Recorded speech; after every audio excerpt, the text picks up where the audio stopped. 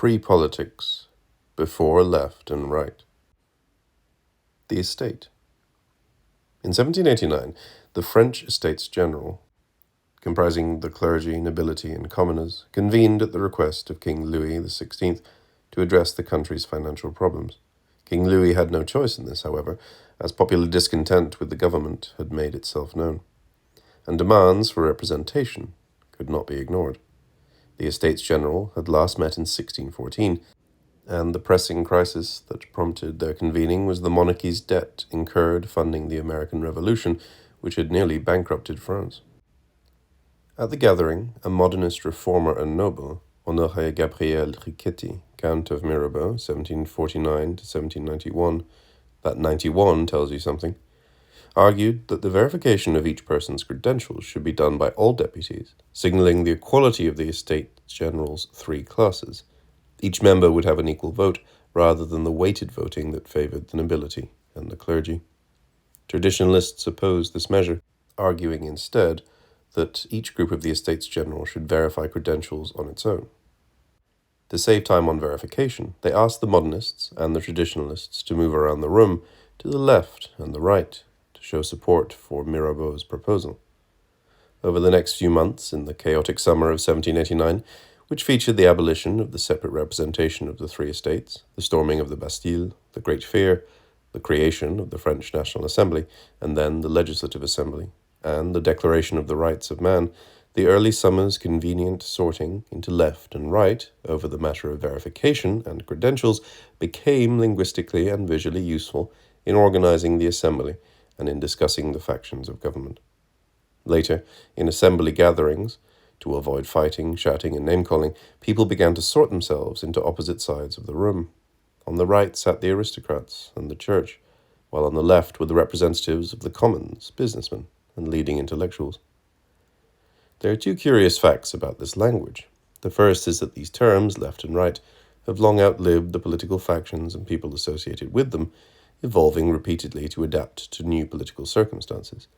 One could travel to France in 1850, America in 1900, Russia in 1950, and China in 2000, and speak of right and left. Rarely has shorthand language shown such capacity to withstand history. Alongside the peculiar continuity of this language, there is a second, much less obstinate and obscure fact, that even at the time of its birth, there were a few key pre-political fundamentals that both left and right agreed upon, that preceded any talk of right and left. First, the assembly was French.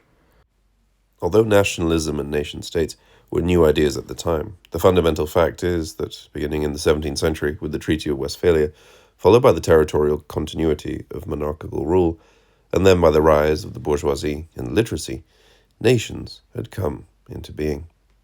Although people had long felt loyalty to their city, village, or province, the fact remains that language, history, and economic development had favored the growth of what we might call national consciousness.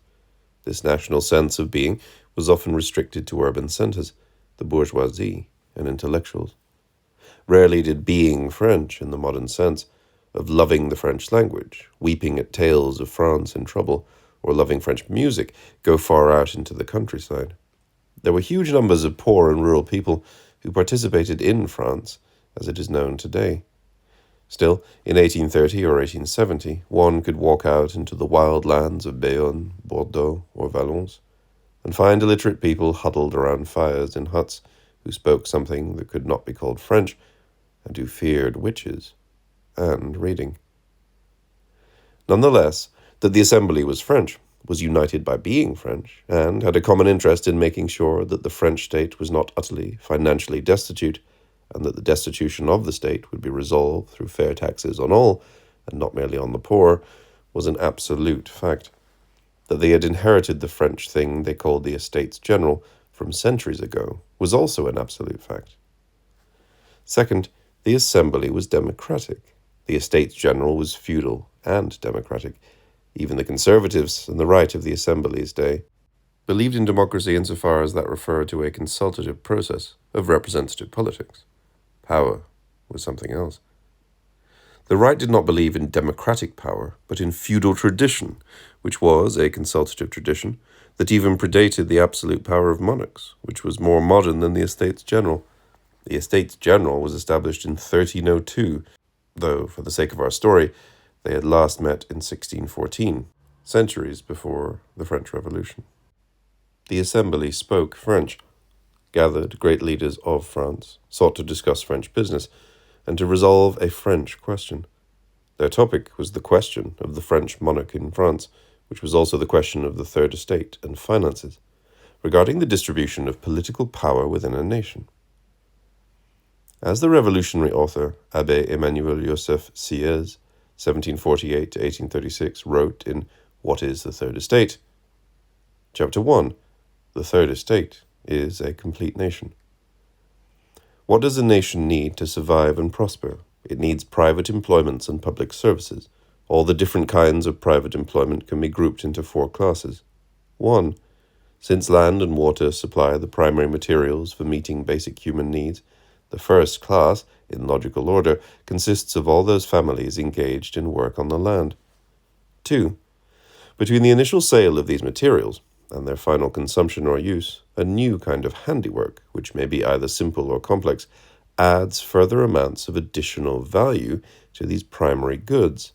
Human industry thus has an ability to perfect the gifts of nature and increase the value of total production by double, tenfold, or 100-fold. These form the activities of the second class. 3.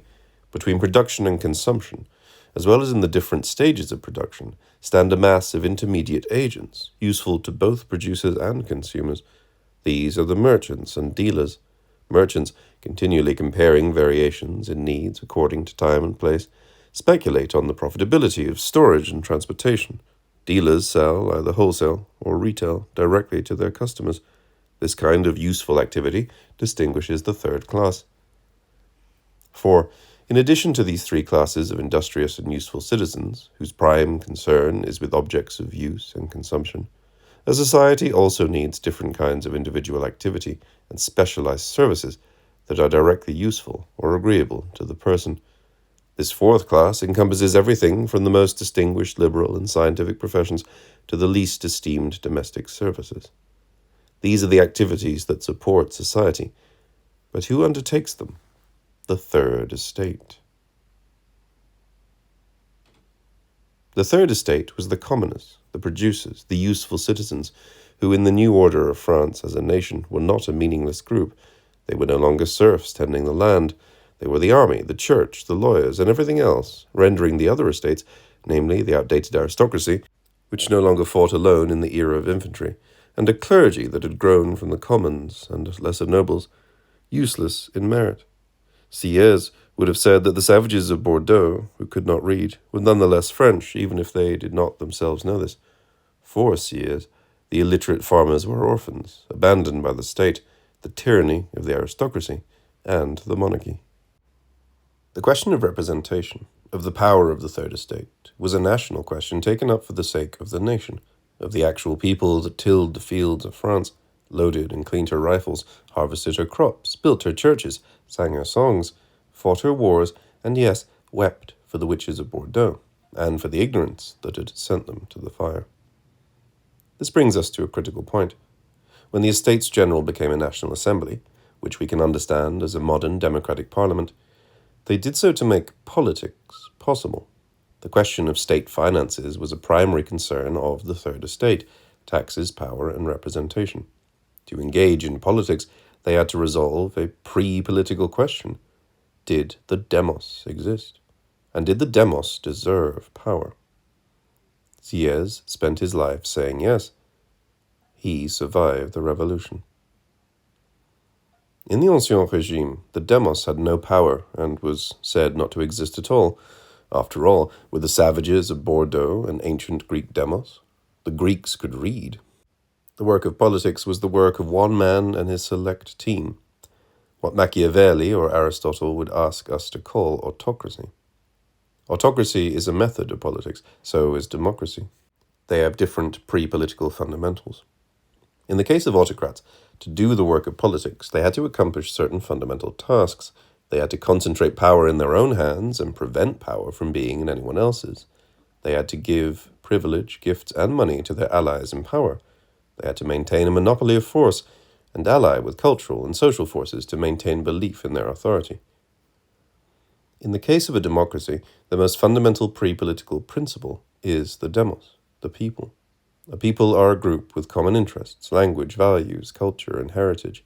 Every other task of a democracy, bettering society, providing security, defending rights, and equality before the law, is secondary to the question of the demos. A democracy without a demos is a meaningless system of consultation. Or, in the words of Sieyès, writing about the powerlessness of the Third Estate, until now the Third Estate has never had genuine representatives in the Estates General, thus its political rights are null. This is, the representatives of the Third Estate did not matter, because they were not elected at all, or because they were not elected by the general membership of the Third Estate, of the towns and the rural areas entitled to be represented, or because, since they held privileges, they were not even eligible. The so-called deputies of the Third Estate, who put in appearances at past Estates General, had no true mandate from the people. A nation was its people, who deserved power, and for Sieyès, a liberal and left-wing revolutionary, the people are the nation. The Third Estate thus encompasses everything pertaining to the nation, and everyone outside the Third Estate cannot be considered to be a member of the nation. What is the Third Estate? Everything. Sieyès could say an illiterate peasant was the demos of Aristotle because he believed in progress, in raising men from mud and dirt, and teaching them to sing about fraternité. Aristocrats did not believe this.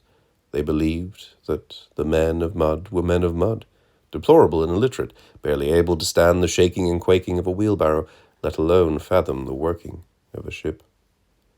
Sieyès believed that the Third Estate was the demos, the common people, bound by an equal and common law.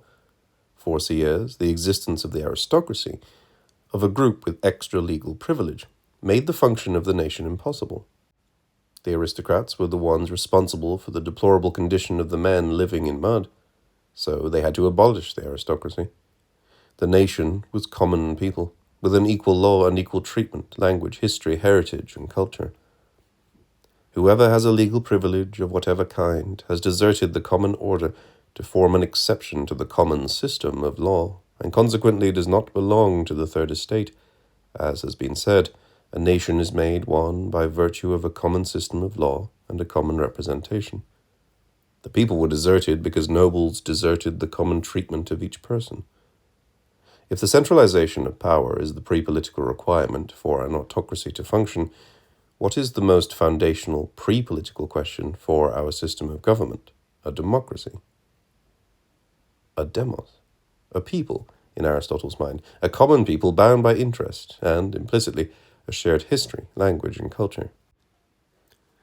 Now, Aristotle was writing with a few other questions in mind. The question of the Achaemenid Empire, which was both autocratic and more diverse than the Greek city-states, being an empire. And the question of Europeans and Asians, whom Aristotle believed were inferior to the Greeks. Like Sieyès, Aristotle sought to empower the demos. That was his political goal. This is not Aristotle worship. The opposite. He has many silly ideas that are convincing if you don't think about them. For example, Aristotle suggests that democracy is the best form of government because it is the most moderate, not governed by the petty whims of Asian kings or as anarchic as the disorganized masses of European tribes. This is a truth buried in a lie, a useful one, particular to his time and place, where the Greek citizens had a restricted elite citizenry and feared the Achaemenids. In the Greek world, much of life was about metaphysical opposites, so Aristotle contrasted rule of the base whims of the Asian tyrant with the vile freedom of European barbarians. The Greeks, however, had the right mixture of liberty and tyranny, intelligence and courage, to rule themselves in a way no others could. One can detect the patriotic fervor of this idea. What Aristotle is saying about value is that democracy has an implicit pre-political requirement. A more or less homogeneous group of people bound by their interests, language, culture, and customs that, with shared customs and rights, would check autocracy and mass mob anarchy. Democracy was not the best because the Greeks were considered the most virtuous and moderate, but because the common interests of each person would restrain extremism. Common interests are, by nature, moderate interests, because extreme interests of small ethnic groups or the rich are peculiar, non-standard, abnormal interests. What Aristotle really meant was democracy was the best form of government because it was best for the existing citizens of Greece, who could make smart choices together, coming to conclusions that naturally, because extremism is always a minority project, would be rejected via citizens restraining each other, in what is called juridical defense. That's not a silly idea. That's a fundamental principle of law and the social contract. Though Aristotle, like many philosophers, has strange ideas, this one is not a strange idea. This one is a fundamental principle of democracy that'll always be relevant. For Aristotle, liberty was guaranteed by democracy because citizens are equal. They have a shared incentive to check autocracy and tyranny, to maintain law and order, and to preserve their system of government, which is passed down to their children, who will also be citizens. Equal rights is a system of shared juridical defense. This was also true for Machiavelli's understanding of democracy, and this is true for Sieyes's assault on aristocracy, which was an attack on privilege in the name of defending the real need for pre-political common interests to give the third estate a voice. If the aristocracy existed, then they would have an interest in defending their privilege, and thus there would be no common interest, no common law, no nation, and thus no power for the third estate. At the time, Sieyes was a radical left-wing figure. This was liberal, even revolutionary. At the time, the right stood for something other than democracy. On one side stood the power of shoemakers, the other the king, and they went to war. Sieyes won. And Demos. Sri Thanedar is a Democratic representative and is a co-sponsor of the U.S. Citizenship Act of 2023, which would reform America's obsolete immigration system.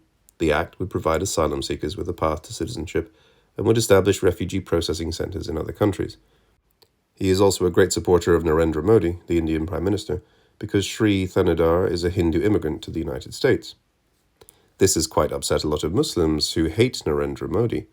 This has also put Sri Thanedar at odds with other members of the Democratic Party, such as Zoran Mamdani, who dislikes Modi because his father was from Gujarat. He inherited an ethnic and religious feud from his non-American father. Lots of people will say that he is running for a city we can live in, but this is obviously untrue. His policies will make the city more expensive, as he will welcome many more people without building a sufficient number of new homes, and will raise prices for those who do not have their rent frozen. We also know this is untrue because much of the campaign had to do with Israel and Palestine. Unlike Rashida Tlaib, who cares about Palestine because she is Palestinian, Mamdani cares because he is a Muslim. He is from India and Jamaica, and the only thing that ties him to Palestine is Islam. His victory is clearly a millennial leftist plebiscite and revolt on the direction of the Democratic Party. Nothing more, nothing less. Mamdani, like Tlaib, is mostly in politics for Palestine. Tlaib asked the government to recognize the Nakba because she is Palestinian. This puts her in the good company of Ilhan Omar, who is in politics for Somalia. What unites Mamdani, Thanedar, Omar, and Tlaib is that they are from countries whose fate is determined by the United States. Palestine, for obvious reasons. Somalia, because the US has financial and military power over Ethiopia and Somalia, and has intervened militarily before. And India, because the state requires friendly relations with the US for economic and geostrategic reasons, eyeing neighboring China, and wary of America's friendly relationship with Pakistan. All of these people are, of course, in favor of large amounts of immigration. They believe in granting citizenship to asylum seekers. They think ICE is a fascist organization and understand that if Somalis, Palestinians, and Indians can't have a great life in their home country, it's quite nice to let them come, like all these people did, to the USA instead. As an aside, what separates contemporary waves of migration from prior waves is the speed, scale, and new technologies that animate against assimilation. Things are not happening as they once did, and this is due to observable political, social, and economic reasons. Now, this is not a democratic problem. One could discuss Elon Musk's love of H-1B tech worker visas or Vivek Ramaswamy's explicit attacks on American culture. All of these people love to say the immigration system is broken, which is really code for the immigration system is restricted. This is because the demos, the American people, want less immigration. The impact is that they hold positions on foreign affairs issues because of their ethnicity and religion. That is the impact. That is highly unusual in a democracy, as the demos is supposed to be united by common interests, which are not the interests of foreign peoples and their land disputes. Regardless of whether they are right or left on issues such as housing or healthcare, they hold certain views that are deeply ingrained and unlikely to change. They hold these views as strongly as anyone would expect them to. Expecting a wealthy Hindu Indian to hate Modi is like expecting Elon Musk to love modern South Africa. There is no right or left here. There is only a minority interest. Vivek travels around Ohio with a wealthy Indian doctor, and Ilan's most organized supporters are Somalis.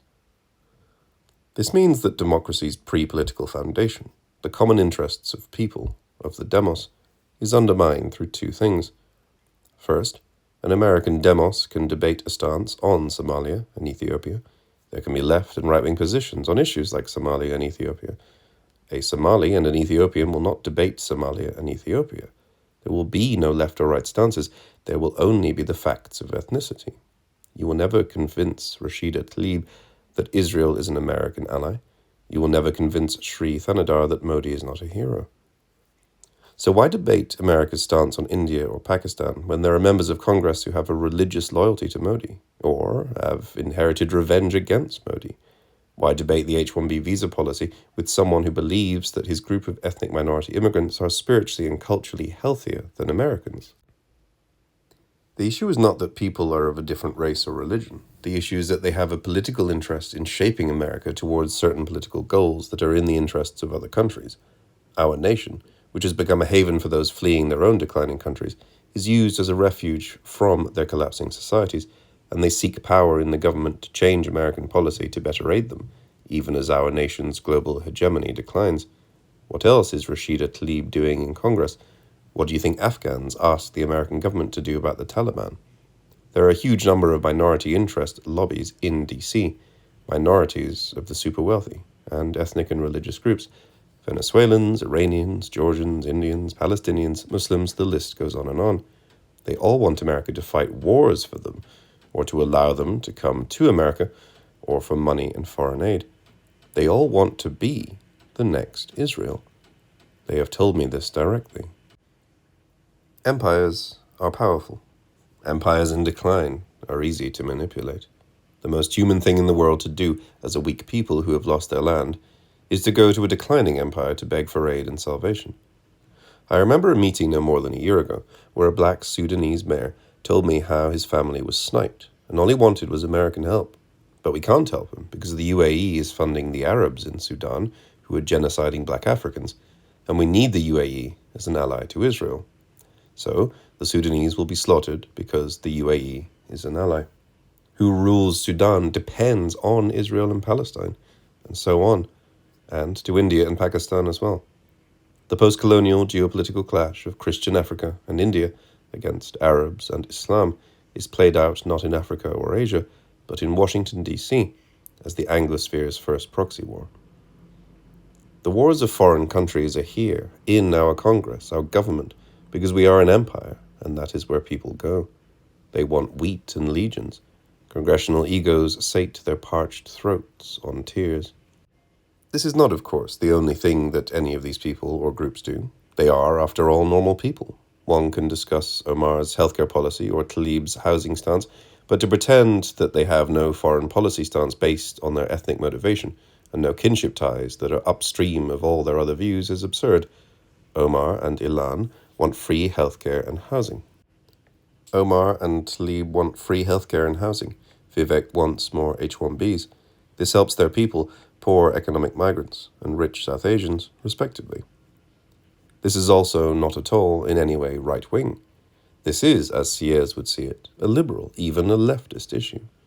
I know enough to know that things do not function properly when foreign land disputes, such as those between Israel and Palestine or India and Pakistan, or the Shah and Khomeini, or Sudan and the UAE, come here. The second problem is that people want power, and what it takes to maintain minority power is minority privilege. That is natural. Certain systems of politics have certain pre-political requirements that restrain this. In a democracy, that is juridical defense. The common people, the demos, collectively do not benefit if one group gains too much power, and so restrain them through the law and justice system. Things stop working if there are a lot of minority interests, as the interests of a minority are extreme and not shared by the people. To overcome the juridical defense of the majority, which animates against extremism, minorities that want power must establish for themselves special privileges or rights which allow them to escape the moderating influence of juridical defense and advance minority extremist goals. They establish a state of exception via privilege. For example, the system of juridical defense, a critical pre-political fact of common equality in the United States, has been undermined by the notion that certain privileged groups possess power, and this can only be resolved through race-based privileges in tax policy and admissions for other groups. This in turn silences the majority and undemocratically provides a minority with symbolic and rhetorical power they can wield over the majority. All parties engage in this, as the tools of rhetoric that are used in this effort, positionality, appeals to emotion, patriotic, humanistic, have no party affiliation. The same process is evident in the mythology surrounding tech billionaires, who are portrayed as exceptional individuals beyond the bounds of law, akin to nobles, and therefore deserving of special extra-legal and financial privileges. The mythology frees them from the normal exercise of democratic constraints on power. In all societies, there are oligarchies and elites. It is better when they are more representative of people than less so. And every time a congressional or political seat is taken up by someone like Omar Mamdani, Ramaswamy, or Musk, the whole demos suffers because the elites are further from the whole demos and represent minority interests. Every billionaire donor does the same, only not formally and directly in the public square, except on rare occasions by abnormal people.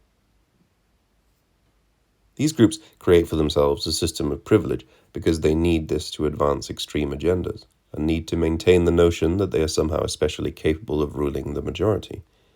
Ilan is not the child of an elite Somali family that was overthrown and so fled to America. She's a badass black Muslim woman breaking the glass ceiling, a brave and bold member of the squad. Musk is not a South African Nepo baby. He is taking us to Mars. Minorities easily rule majorities because individuals of the majority stand against the organized minority. Once in power, they establish a system of privileges to maintain their power. This may describe the rule of France by Louis XVI, the Manchu conquest of Han China, and Ilhan Omar's victory in St. Paul. Sometimes, because our democracy is still partially functioning, the demos wins, like when they elected Trump in 2024, or voted against Elon Musk in Wisconsin. To speak of the demos is not silly, abstract, or theoretical. Near their end, big empires were looted. People came from all around to steal gold and treasure and make kingdoms for themselves. At the end of Rome, the military was gone, and the incapable and insulated leadership had fled. So things were looted, stolen, and taken, as things were taken, looted, and stolen from Versailles, though auctions were more common. The Han of the Ming were conquered by the Manchu king. Things do happen in history, and our times are no better, no worse, and no different than any other time. Democracy has been lost and won and lost, and seldom did the people who ended democracy admit they were doing so. I prefer the democratic system of government because I believe it is the best. Democracy can die from many things, but the surest death is minority interests and privilege, which go together, as aristocrats, ancient and modern, and of which there are many, many types, of money power and ethnic power. Some aristocrats in France were aristocrats because they possessed land, others because of their Frankish blood, are generally bad at ruling, are extreme and unrestrained. Sieyès had the privilege of surviving the French Revolution. I do not think he would have survived ours. And left and right won't survive ours either, because what do left and right mean in a blood feud? All that matters is blood, the blood of Gujaratis, like the French aristocrats' blood of Charlemagne. The demos have left and right, victory and defeat, a common culture, and an interest in being more than blood. As terms, left and right are now little more than detritus, used, like the Romans in 477 used the word Senate to refer to a band of old men fleeing over hills. Or how Louis XVI used the term Estates General to refer to a meaningless gathering of people without power that had not met for nearly 200 years. The Enlightenment was driven by the idea that people were more than just blood. They were a nation, and could be proud of this, could rule themselves and govern wisely, be raised from the ignorance of blood and the poverty of dirt to a higher joie de vivre, which they would maintain and defend together. To speak of the demos is not silly, abstract, or theoretical, and to speak of their joy is not either. To reach a finer way of life and living, certain pre-political foundations must be secured. People must behave a certain way to make power work a certain way. If power stops working this way, people do not make life better, but instead everything becomes a proxy war, a moral question of land somewhere else and other people, of aristocracy and elites. Elites will always exist, yet we once had better ones. When Rome fell, there was a Senate. When the absolute monarch reigned, there was an Estates General. When Mamdani won, there was a left.